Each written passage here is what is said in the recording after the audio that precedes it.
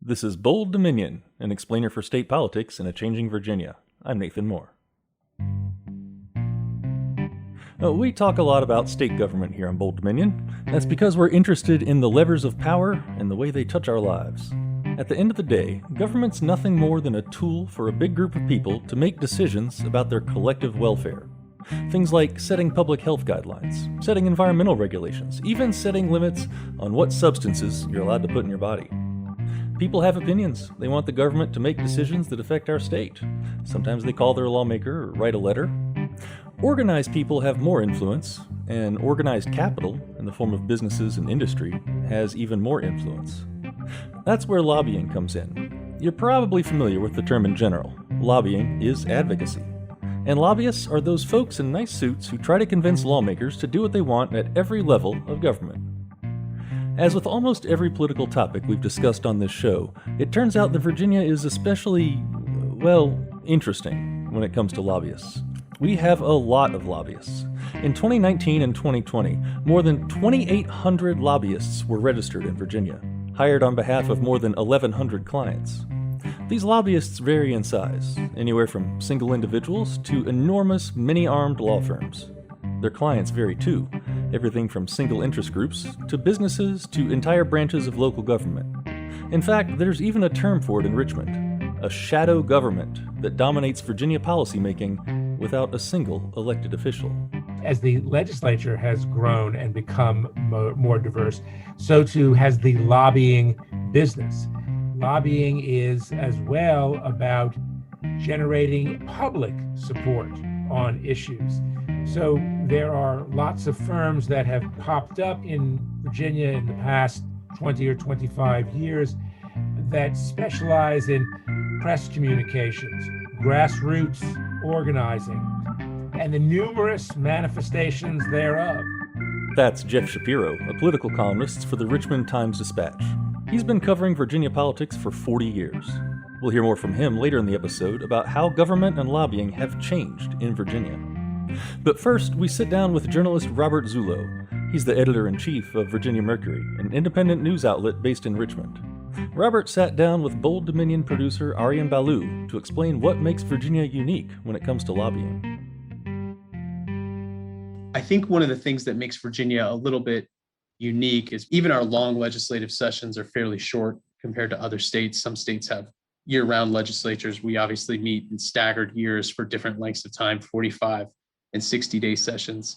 So that kind of compressed time frame, along with the fact that we have part-time lawmakers who don't have big salaries and don't have a lot of money for staffs of their own, we rely on lobbyists. And when I say we, our policymakers rely on lobbyists probably more than lawmakers in other states, especially on complex or controversial legislation.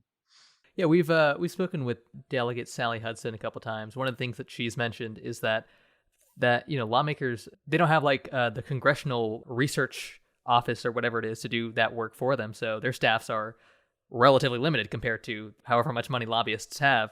So with that in mind, who are some of the biggest players in the lobbying game here in Virginia? Well, you have the ones that are kind of the more household name type firms. So McGuire Woods, Williams Mullen, Capital Results, and there are many others. There are kind of smaller lobbying firms that might only have 2 or 3 lobbyists. There might be sole practitioner type guys who have maybe just 1 or 2 clients. So they range from very, very big to very, very small. And one of the ways that the big ones are so successful is they often employ everyone from former members of the General Assembly, former secretaries, former cabinet level officials from gubernatorial administrations, and everybody in between in the politics and policy realm, because they kind of know that they know the lay of the land. They might know the power dynamics or the partisan split on a vote or the intra-party dispute. So that's often seen as an advantage in a lobbyist. So what's the consequence of that system in terms of how our government, shapes out to be? What I can say from my experience covering the General Assembly, when I was working for the Richmond Times-DIspatch, one of the things that I mostly focused on was utility regulation. and energy type bills. And these things are massively complex. The legislation is almost always being pushed by, Dominion Energy. They're looking to change the code in a way that's beneficial, usually to their bottom line and their shareholders. And frankly, lawmakers just don't have the expertise and the staffing to really vet some of these complicated issues. It's one of the reasons why, particularly with electric utility regulation, it's kind of always up for debate every year. It's never really a settled subject because, going back to 2015, when Dominion got the legislature to pass a very controversial base rate freeze that most people will tell you locked in bills that were way too high, or locked in base electric rates that were way too high. The legislature is always coming back and trying to tweak and fine tune, and there's always a big battle over electric utility regulation. And that's something that you're very heavily reliant on lobbyists to kind of explain the terms of a bill. I vividly remember, one Senate Commerce and Labor Committee meeting a few years ago where the committee chairman, Senator Dick Saslaw, pointed to Jack Rust, who's a lobbyist for Dominion, and says, if Jack tells you there's no double dip in this bill, you can take that to the bank. And that was just I thought that was a very emblematic moment or a good example of, some of the deference that's given to lobbyists in some of these committee meetings. I mean, so much of it has to do with the compressed timetable. I mean, that Senate Commerce and Labor Committee might have 30 bills on the docket that day, and they might set 5 minutes of comment per side on, something that, a 30-page bill overhauling electric regulation in Virginia. And I think any normal person would tell you that that's really not enough time to talk through and debate and hear out all the ins and outs of something that complicated. One of the things that we've also observed is whenever there's legislation that divides two powerful interest groups, because of these same dynamics, the shortened session, the lack of staffing and budget for independent expertise for members of the General Assembly, often what they'll do on controversial legislations is tell two interest groups to hash it out, and then they'll endorse whatever they come up with. And you've seen that in the the long struggle to resolve balance billing in Virginia. I mean, it was explicit. It's tell the hospitals and tell the health insurance industry to get in a room and fix this, or we'll come up with a fix. They really they try to defer to consensus. I mean, I can't tell you how many times in the General Assembly in a committee meeting you've heard, well, we have peace in the valley on this bill. And usually what peace in the valley means is that whatever warring interest groups are fighting over legislation have mutually agreed to some set of terms. Now, is that set of terms always the best thing for regular people? Not always. Wow. Is that kind of where this notion of a shadow government comes from? The shadow government, in my experience in Virginia government and politics, usually refers to the kind of the nexus of McGuire Woods and Dominion Energy, two of the biggest players of the General Assembly. The late CEO, president, and chairman of Dominion, Tom Farrell, and Richard Cullen, the head of McGuire Woods, were brothers-in-law. So there was a family connection there as well. And there was a lot of overlap between those two companies. And I think the other thing that kind of lends that aura, or lends the idea of a shadow government, is you see actual people from the real government moving over, to McGuire Woods, which probably has, I don't know, I think I'm going out on a limb by saying they have the deepest bench of, ex-government officials, not just in Virginia, but, they have a full, they have lobbying business at the federal government and then in other states as well. People like, former chiefs of staff to Governor Terry McAuliffe, former secretaries of natural resources. So I think that's what kind of created that term, is people moving from the real government to the so-called shadow government. How does that interact, if at all, with Virginia's very permissive campaign finance laws in terms of how money gets in and what it can be spent on? Well, it's something that you hear about a lot. I mean, I wrote a column not too long ago about the death yet again of campaign finance reform in this session. It's one of those things that everyone thinks is a good idea until they actually have to buckle down and do it. And then it seems like it's always time for another study. I think it's not so much that campaign finance limits. It's the fact that there are very few prohibitions in Virginia on what you can actually spend your campaign money on. There's a general expectation, I think, when you donate to a campaign that you're contributing to, advertising or some kind of actual campaign related expense, but there's almost no requirement that candidates actually use that money for that. So I think the lack of any restrictions on how that money can be used, coupled with the absence of limits on donations, is a pretty bad recipe. And I think most normal people would tell you that.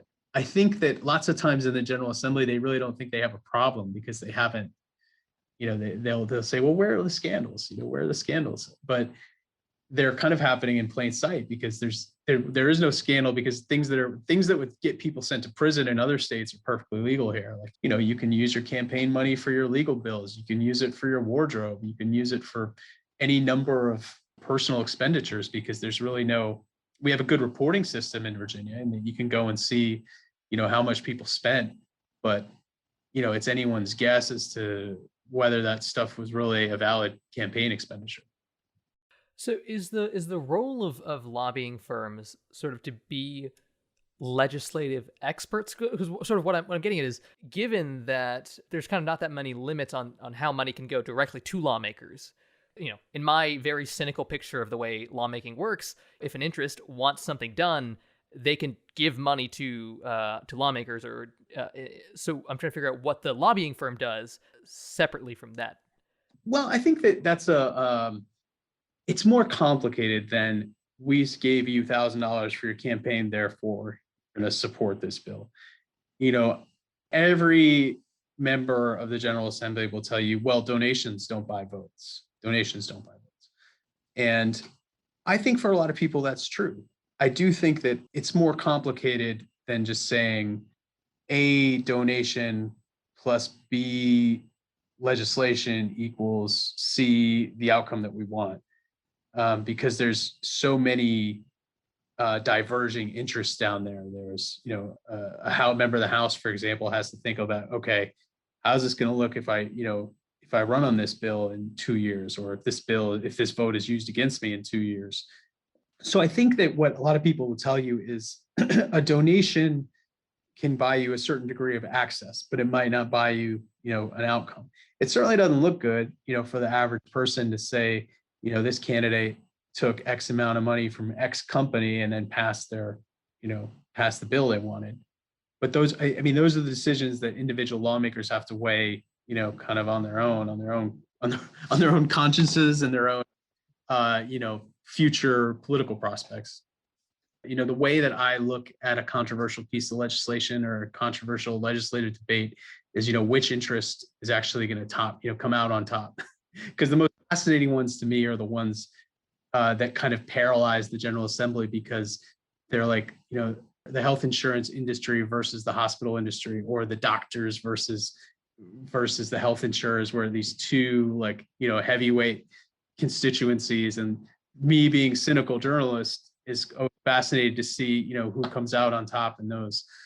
I think that some of the things that do make Virginia unique, like I said, are our compressed legislative schedule, the limited budget lawmakers have for their staff, the difficulty in procuring independent expertise on really complex pieces of legislation involving industries like healthcare, energy, taxation, telecommunications, things like that. So I think that most of the people in the General Assembly are trying to do the right thing, based on my experience, but it is a difficult job when you're dealing with, what can be between 1,000, 2,000, 2,500 bills in a legislative session, some of them massively complex. And you really have to defer to lobbyists on one side or the other of an issue to try to get a sense of what's really going on.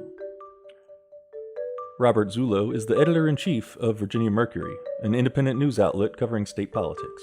You can find them online at virginiamercury.com. Stick around. In the next part of the episode, we're talking to reporter Jeff Schapiro about ways Virginia lobbying has changed and where it might be heading in the future. You're listening to Bold Dominion, a state politics explainer for a changing Virginia. Visit us online at bolddominion.org. Have a friend who's trying to figure out Virginia state politics? Well, tell them about this show. And then subscribe in Spotify, Apple Podcasts, and wherever fine podcasts are served up. And while you're there, hey, go ahead and leave a 5-star review. We like them. Bold Dominion is a member of the Virginia Audio Collective, online at virginiaaudio.org. Check out all the podcasts from the collective, including a brand new set of audio dramas from the University of Virginia's Department of Drama. It's called the New Works Festival. 5 standalone audio dramas written, produced, and acted by UVA drama students. Listen and subscribe at virginiaaudio.org. Well, thanks to Robert Zullo of the Virginia Mercury, we've got a pretty good idea of Virginia's current lobbying system, how limited time and money contribute to the so-called shadow government of special interests and law firms. But it wasn't always this way. So how did we get here? Jeff Schapiro is a political columnist for the Richmond Times-DIspatch. He's been covering Virginia government and politics since the 1980s, so he's got a pretty long view of how these dynamics have changed. He sat down with Bold Dominion producer Aryan Ballou to discuss the past and future of lobbying in Virginia, the factors that got us here, and the solutions that might get us out of it. A lot of what lobbying is about is maintaining conversations with legislators and regulators and policy makers. And that was largely an intimate one when I started doing this 40 plus years ago. The economy was far less diverse than it is now, not that it wasn't diversifying. Therefore, the interests that were represented before the General Assembly, the state legislature, were not nearly as numerous. One thing, so in addition to this phenomenal growth in the number of people who lobby, there has been a phenomenal increase in the number of interests who lobby. Plus, this growth was fed by the growing partisan competition within the legislature. When Virginia was a one-party state in the kind of old guard, large D Democratic sense, there were far fewer lobbyists, because to push the right button or throw the right lever meant ingratiating oneself with, a handful of legislators. They were all, if you will, members of the same club. Well, with the rise of the Republican Party as a legislative power, Republican legislators wanted to talk to lobbyists who shared their origins, who shared their pedigree. So this meant that firms, lobbying firms, law firms, entities involved in advocacy that had been essentially one flavor, large D Democratic, suddenly became bipartisan. And so beginning in the 80s, as the Republicans were getting up ahead of steam as a legislative party, lobbying became a far more bipartisan exercise. Who are the big players, and how do they go about exerting influence? Among the most visible, of course, are the large law firms. Of course, there is McGuire Woods, Hunt and Andrews Korth, Troutman Pepper, in an earlier iteration, Mays and Valentine. These were all venerable Virginia law firms that had significant legislative and regulatory practices. But again, as the economy has grown and become more diverse, as the legislature has grown and become more diverse, so too has the lobbying business. And it's not simply, a lawyer with a mastery of some arcane section of the code going to a legislator and, asking him or her to carry a bill that might make a modification. Lobbying is as well about generating external support for issues, public support on issues. So there are lots of firms that have popped up in Virginia in the past 20 or 25 years that specialize in press communications, grassroots organizing, placing advertising over the air or online. It's using social media, increasingly using social media to take an interest story directly to an audience. So what we have seen is just an explosive increase in the number of people involved in the many aspects of advocacy. Using McGuire Woods again as the one of the more visible examples, when it commits to getting involved in an issue, it is committing multiple resources, not just lawyers and advocates, but communicators, folks who are going to help with messaging, whether it's over the air, online, whether it's person to person. It might be something as simple as dare we call it a crib sheet, something that boils to its essence what an issue is about and how the legislature should address it. It is a line of work with many, many more facets than it once had. And it is often paired with political donations. I will make another point, and this is something that's particularly interested me. As redistricting, which is going to change dramatically in Virginia, has become hyper-partisan. The gerrymander has extended disproportionate influence to narrow bands of the electorate. And if one is an aspiring a legislator or an incumbent, one is going to be mindful of the votes that count the most in one's district.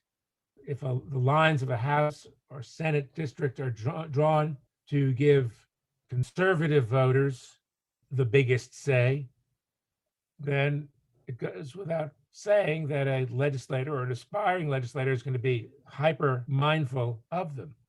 And what I think that has meant is that legislators are frequently incurious. They just don't think a lot about issues that don't mean a lot to the voters whose views count the most. And I think this does a couple of things. One, it means that politicians are not thinking very often about concerns beyond those most important to their voters, the issues that might have a statewide application.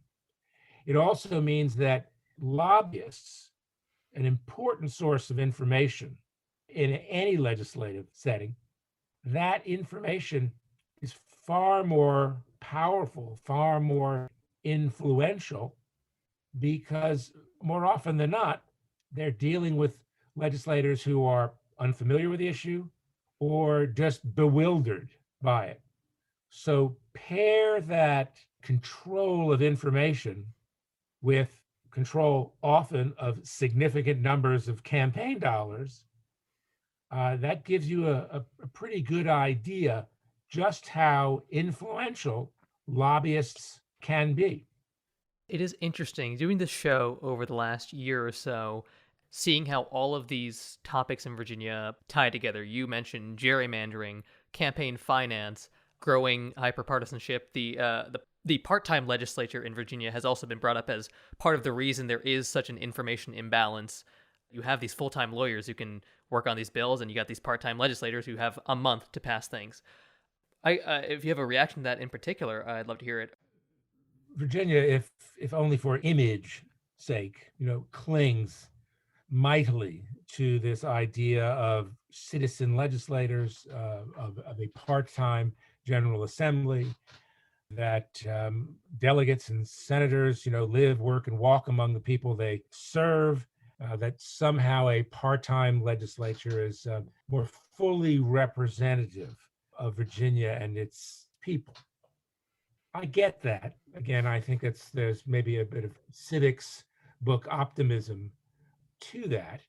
But I think as well that one of the problems with our legislature is that our expectations perhaps are unrealistic. Yes, public service is its own reward. I get that. But the time that legislating demands in a greatly changed state, one that is no longer dominated by the countryside, a state that is now dominated by its suburbs and its cities, its metropolitan areas, a state whose population, at least in my day, has grown from 5.3 million to 8.5.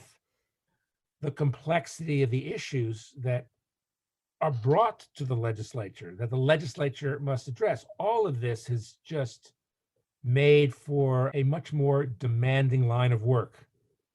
And in a part-time legislature, that forces people who may have political ambitions to make a decision between their working lives and their political aspirations. So we've talked about kind of how we have gotten here and where we are. Is this a system that, is in desperate need of change? And if so, what are some ways you imagine we might get there?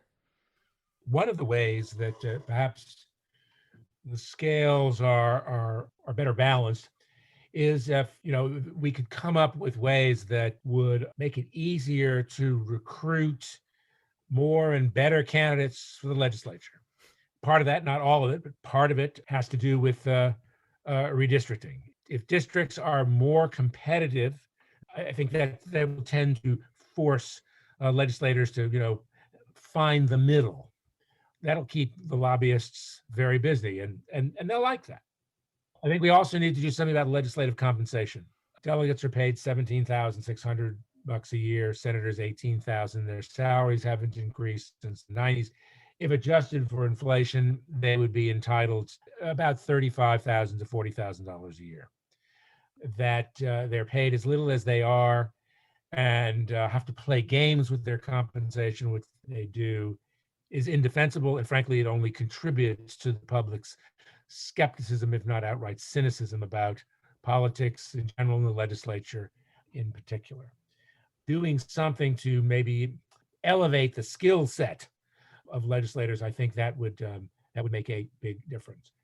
I think it is important, however, that lobbyists are a valuable source of information to public officials, whether they are appointed or elected. A lobbyist gets nothing, and I mean nothing, but trouble if a lobbyist lies, misrepresents, or fabricates information on an issue. The best lobbyists, the professional lobbyists, know their issues cold. They share that information with legislators, in this instance, but as well, they make clear that they understand, they recognize there's another side. Lobbyists are enormously helpful to me, not just in terms of keeping up with the ins and outs of the legislative or regulatory process and the personalities that frequently shape both, but just the basic information, as well as sources of information that can provide a fuller and more detailed account of what's going on. If that's a service for me, know too that can be a service for legislators. But it also assumes, I think, that legislators are curious about it. Jeff Schapiro is a political columnist for the Richmond Times-DIspatch. Thanks to him and Virginia Mercury editor Robert Zullo for joining us this week. My name's Nathan Moore, and I'm the host of Bold Dominion. Big thanks, as always, to our producer, Arian Baloo. And thanks also to our assistant producers, Rachel Liesendahl and David Hunt. Find this show online at bolddominion.org. Really, go ahead and subscribe. It's just a click away. Hey, we're always on the lookout for topics for future episodes. Send your ideas to our email address, bolddominion@virginia.edu. That's bolddominion@virginia.edu.